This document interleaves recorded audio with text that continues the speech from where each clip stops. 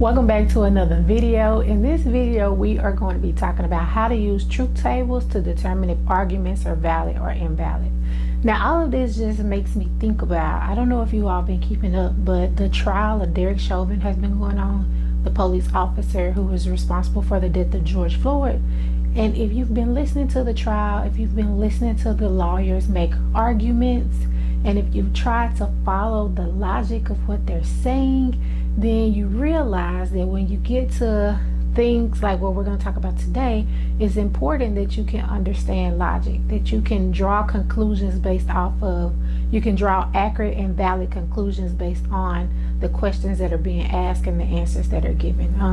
If you've been watching the trial, or if you've ever watched a trial before, then you may understand what I'm trying to say.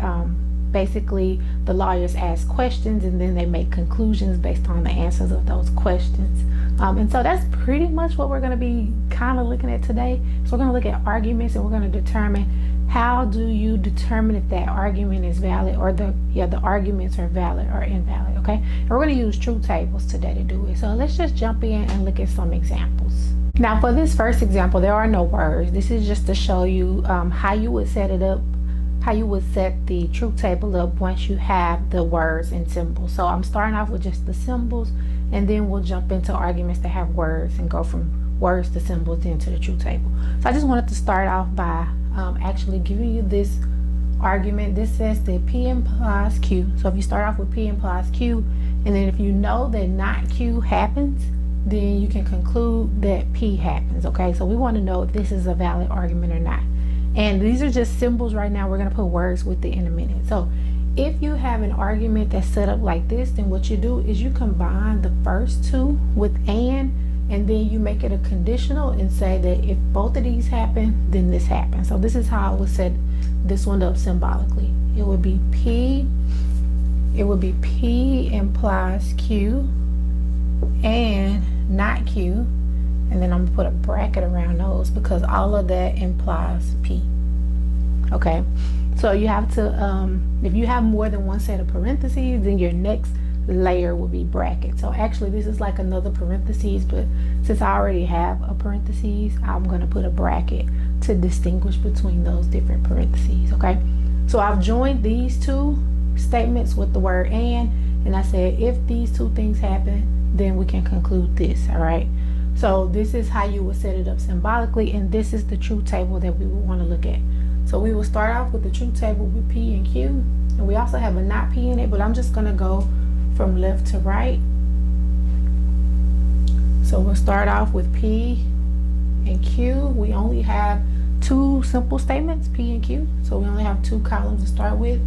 And again, that will be true, true, false, false, and true, false, true, false. Alrighty, then I want to know P implies Q. That's the first thing inside of my brackets. So I'm going to do the P implies Q column, which is the conditional, which the conditional is false whenever the first statement is true and the second one is false, which is this case right here. So that one would be false and all of the other ones would be true. Okay, then you have, so we have P implies Q and not Q. So I need to know what is not Q. So I'm going to create a not Q column, and that's just the opposite of Q, which is false, true, false, true. And then I want to combine these two with the word and. So P implies Q, P implies Q and not Q. So remember, the and statement is true when they're both true. So they're not both true here, that will be false. They are not both true here, that will be false. They are not both true here, that will be false. And they are both true here, so that will be true. Okay, so I have all of this first part. So now I want to take this and combine it with the conditional with the P. So our last column will be this whole thing. P implies Q and not Q implies P. So that whole statement will be our last column. And remember, with the conditional, it is false when the first case is true and the second case is false. So I'm looking at this column first, and I'm looking at the P column last. So if the first case isn't true, then we know for a fact that it's true. So all of those will be true. And then this last one, the first case is true, and the last case is false. So that last one would be false. All right, the first case is true, last one is false, and since it's a conditional, that would be false. So now here's how it works. What you're looking for is that final statement, so the final truth values for this full statement right here. If they are all true, then we know that that's a valid argument. If one of those is false, at least one is false, then it's an invalid argument. So in this case, they are not all true. This last one is false. So we will say that this is an invalid argument. So we will create the truth table for the statements. If we get a tautology, remember tautology is when all of the values are true. If we get a tautology, then it's a valid statement. If we do not get a tautology, it's an invalid statement. Okay, so that's how you will use the truth table to determine if the statements are valid or invalid. So now let's look at this with some words in it. This is what we really use it for in real life, is when there are words. So let's look at it. All right, so our second example is we actually have arguments, and we want to use truth tables to determine if the argument is valid or invalid. So this one is broken up into premises, and it says that premise number one is if a person steals, then they deserve to be punished to the full extent of the law. All right. Premise number two is Bobby stole diamonds from a local jeweler, and so the conclusion is therefore Bobby deserves to be punished to the full extent of the law. Alrighty, so we actually have two simple statements here. Statement number one, which we're going to call P, is if a person steals. All right, so statement number one, which is P, is a person steals. Statement number two, they deserve to be punished to the full extent of the law. So Q is statement number two, which is they deserve to be punished to the full extent of the law. Alrighty, so if we take P and Q and we write this whole thing out with the premises and the conclusions and symbols, we would get, if, since the first premise is if a person steals, they deserve to be punished to the full extent of the law, that would be P implies Q, because that's a if-then statement. And then premise number two is Bobby stole diamonds from a jeweler. So that means P actually happened. Somebody stole. In this case, it was Bobby. And so it says, therefore, we can conclude that Bobby deserves to be punished to the full extent of the law, which is Q. So therefore, Q. All right. Now you could probably think about that and be like, yeah, that makes sense. That's valid, right? So thinking logically, this one is pretty easy to look at it and think, yeah, that's valid. But how will we go through and prove that it's valid using the truth table? We will do exactly what we did in the last problem. So now we have the symbol set up. So now we will combine the P implies Q and the P. We will combine those two with the and then we will make this an if-then statement, with this being the if part and this being the then part. And so we want to show that this is valid by seeing if that truth table will have all truths on it. So we'll start with the simple truth table with P and Q. So true, true, true, true, false, false, and true, false, true, false. All right, so we have P and Q. Then we'll do P implies Q. So remember, with the conditional, P implies Q is going to be false whenever the first statement is true and the second statement is false. So that's going to be true, false, true, and true. Now we need to know what is P implies Q and P. So I'm looking at this column and this column. So P implies Q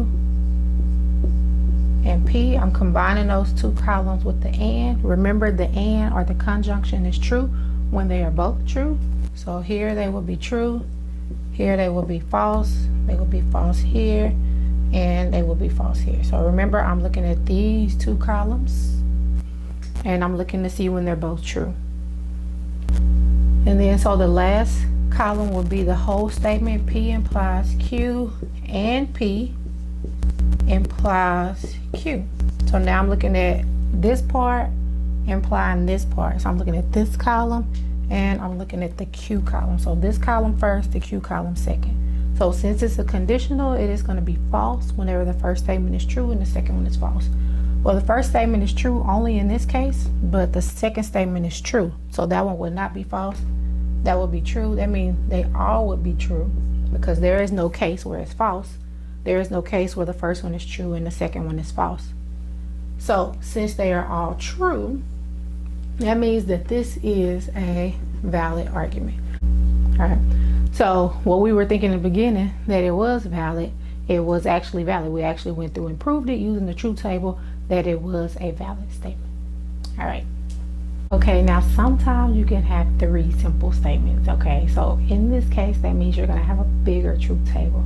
So I did want to show you an example of how you would work a truth table to determine if an argument is valid if you have 3 simple statements. Okay, so I'm just going to do it with symbols, and then you would do the same thing like we did in the last example. If it's words, you would take the arguments, convert it to symbols, and then work it with the symbols. So we're skipping the words part and just doing it with the symbols so you can see how it looks. Okay, so we have P implies R, R implies Q, therefore not P implies not Q. Okay, so you would basically combine the first two. So P implies R and R implies Q. So you would combine them with the and then you would make this a conditional with the not P implying not Q being the then part. All right, so yeah, this is going to give us a really long truth table. So on top of it having 3 simple statements, which means we're going to have 8 rows, we also have to find all of these different things. So I'm going to try to make all of this fit on my board, but we'll see how it goes. So I need to start with P, Q, and R. Okay, so I'm starting with P, Q, and R. I have to change my camera down some so it can catch all of my table. Remember, when we have 3 statements, we start out with 4 truths and 4 falses. Then we start off with 2 truths, 2 falses, and we keep alternating in that manner.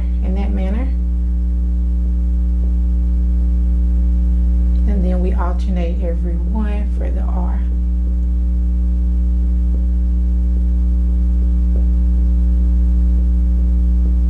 Alrighty.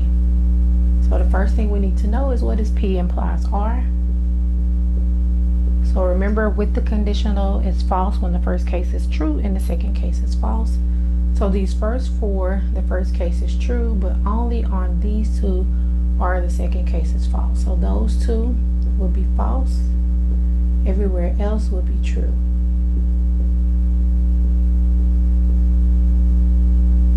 Alrighty. Now we need to know what is R implies P. R implies Q.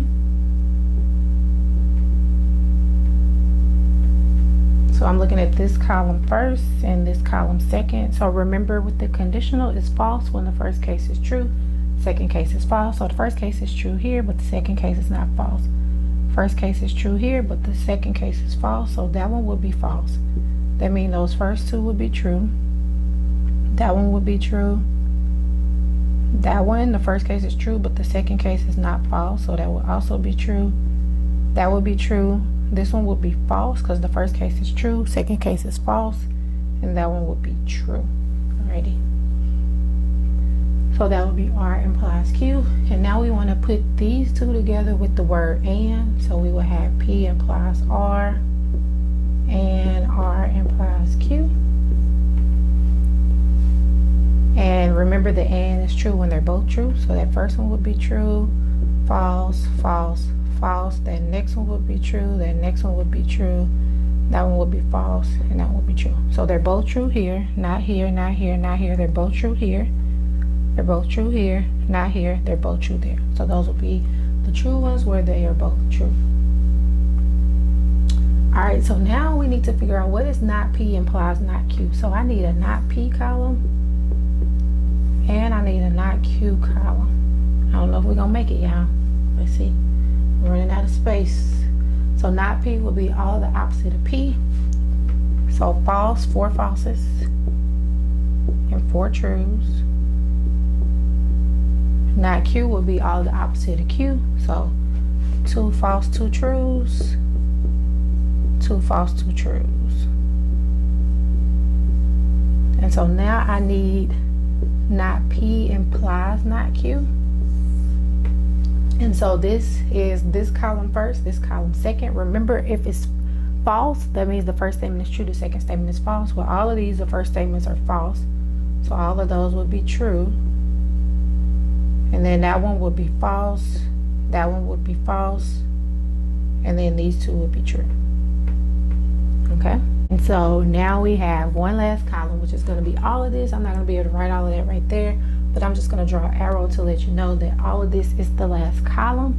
And so we're doing the conditional with this statement, which is this one first, and this statement, which is this one second. So this column first, this column second. Remember that it's a conditional, so it's false when the first one is true and the second one is false, which is not here. So that's true. These next three are all false. They start off with a false, so they will be true. This fourth one, you have a true and true, so that's also true. This fifth one, you have a true and false, so that will be false. This one that starts off with a false, so that will be true. That one will be true. Uh-oh, I think I got out. Let me see. 1, 2, 3, 4, 5, 6, 7, 8. Okay. The first two, that will be true. That will be true. That will be true. That will be true. The fifth one will be false. 1, 2, 3, 4. Okay, that's where I messed up. Let me get an eraser. I messed up. Okay, so let's try this again.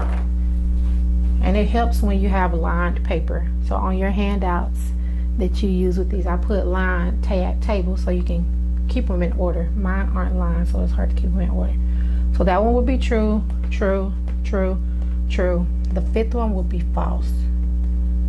The sixth one will be false. That will be true, and that will be true. So we have 2 falses in this table. Alrighty, these 2 are false, which means that this is an invalid argument. Alright, anytime you have false, once you get that first false, you can actually stop in that last column.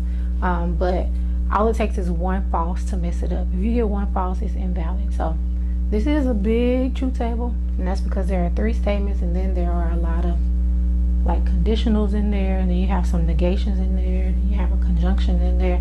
So there's a lot of different things you have to go through on this table. Now the good part to this is that you do not have to create a table for every argument to determine whether it's valid or not. There are some standard reasoning arguments that are always valid, and I'm going to share those with you. So there are 4 different types of arguments or different themes of arguments that are always valid. And if you ever recognize one of these forms, then instead of creating a truth table for it, you can automatically say, okay, that's valid because I know it's this type of argument. Okay, the first one is what we call direct reasoning, and that looks like this. It starts off with the conditional, P implies Q. It says we know that P happened, therefore we can conclude that Q happened. I don't know, I can't remember if I told y'all this earlier, but these 3 little dots mean therefore. Okay, so anytime you see those in math, that is the symbol for therefore. All right, so P implies Q. We know that P happened, therefore we can conclude Q. All right, so if it's in that, if the argument goes in this manner, in this flow, then that is always a valid argument. So the conditional is if P happens, then Q happens. So if we know that P happens, then we know that Q happens. Okay, that's called direct reasoning. The next one is called contrapositive reasoning, and it also starts off with the conditional. P implies Q. Well, if we know that Q didn't happen, then we can conclude that P didn't happen. Okay, now that comes from the contrapositive. Remember that the conditional and the contrapositive are equivalent. So P implies Q is an equivalent statement to not Q implies not P. So if we know that this is true, then we know that not Q implies not P. So if not Q happens, then we can conclude that not P happens. So that's why it's called contrapositive reasoning. All right. Now the next one is called disjunctive reasoning. So this one starts with the disjunction. So P or Q. So if P or Q is true, right? And we know that it's not Q. So if it's P or Q and we know that it's not Q, then we can conclude that it's P. All right, and if you think about it, you're like, duh, that makes sense, all right? But you have to actually go through and prove these, why it's true with the truth table, and that's the proof of why that's true. But here's just the overall general statements that let you know it's true every time. The other one is if it's P or Q, and if it's not P, then we know that it's Q, okay? So if it's P or Q and we know it's not P, that means it has to be Q. Because remember, the or means is one of those is true or they're both true. And if we know that one of them isn't true, that means the other one has to be true. All right. So that's disjunctive reasoning. And then the last one is transitive reasoning.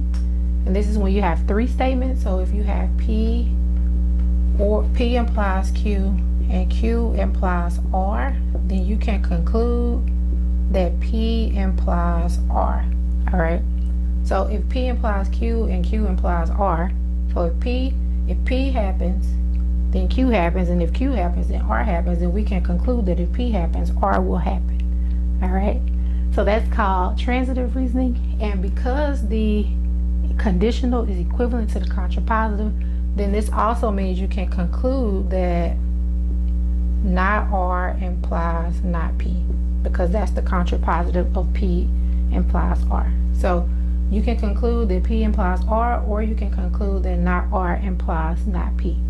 So now as you're going through these problems, if you notice any of these arguments, then you can just go ahead and automatically say it's valid, and you don't have to go through and do the truth table. So let's look at a couple more examples to see if we can use any of these reasoning techniques to decide if something is valid or not. So for example 4, we want to draw a valid conclusion from the given premises, and the premises is the tourist knew he needed to buy a map or he'd get lost. All right, so the tourist knew he needed to buy a map or he'd get lost. And then the second premise is the tourist didn't buy a map, therefore we have to determine what we can conclude. Alrighty, so let me just set it up with P's and Q's. So P is the tourist knew he needed to buy a map, and Q is he'd get lost. So our conditional would be the tourist knew he needed to buy a map or he'd get lost. So that would be P or Q. The second part of that was the tourist didn't buy a map. So that means not Q. So using those reasoning techniques from earlier, what can we conclude? So we have to look and see how it starts. It starts with a disjunction. That means if we can use one of those arguments, then it will be the disjunctive reasoning one, right? The disjunctive reasoning one said that if it's P or Q and we know that it wasn't Q, then we know that P had to happen. So therefore we can conclude P. And what was P? Oh, sorry. I messed that all up. Backtrack. Okay. It wasn't not Q. It was not P, because the tourist didn't buy a map. Because P was the tourist knew he needed to buy a map or he'd get lost. Q was he'd get lost. And then we said the tourist didn't buy a map, therefore we can conclude what? So if we know it wasn't P, that means it was Q. So what can we conclude? We can conclude that the tourist got lost. All right? Because he didn't buy a map and he got lost. So using that deductive reasoning, so still using the deductive reasoning, since we knew it wasn't P and it's P or Q, then that means it had to be Q. All right, hopefully I didn't lose you on that one. Let's look at one more example.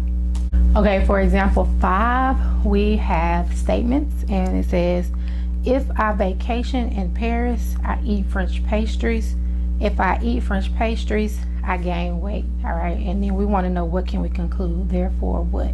All right, so if we notice, we have 3 simple statements. I vacation in Paris, I eat French pastries, and I gain weight. So that would be my P, Q, and R. P is I vacation in Paris. Q is I eat French pastries. And R is I gain weight. So then my statements would be P implies Q. If I vacation in Paris, then I eat French pastries. And then it would be Q implies R. If I eat French pastries, then I gain weight. And so what can we conclude? So now we have two conditionals with three simple statements. And if we think back to those arguments that I showed you just a while ago, the only one that had three simple arguments in it was the transitive reasoning one. And so the transitive reasoning said that if P implies Q and Q implies R, then we can conclude that P implies R. So we can conclude that if I vacation in Paris, then I will gain weight. And that is so true for me because I like to eat when I vacation and eat all the stuff that's not good for you. So you can conclude that. Or remember, you can also conclude the contrapositive of this, which is not R implies not P. So that means if I don't gain weight, then I don't vacation in Paris. All right. So you can conclude either one of those conclusions will be true. All right. Okay, so now this is how you will use truth tables to determine whether arguments are valid or invalid. And so if you have any questions whatsoever, do not hesitate to write them in the comments or to send me a personal email. Hopefully you were able to follow along. If you don't have any questions, then I will see you all in the next video. And if you haven't already, go ahead and hit that subscribe button. And if this video was helpful, if you think it was helpful, then also hit that thumbs up and hit that like button on the video. So thanks again for tuning in. I'll see you all in the next video.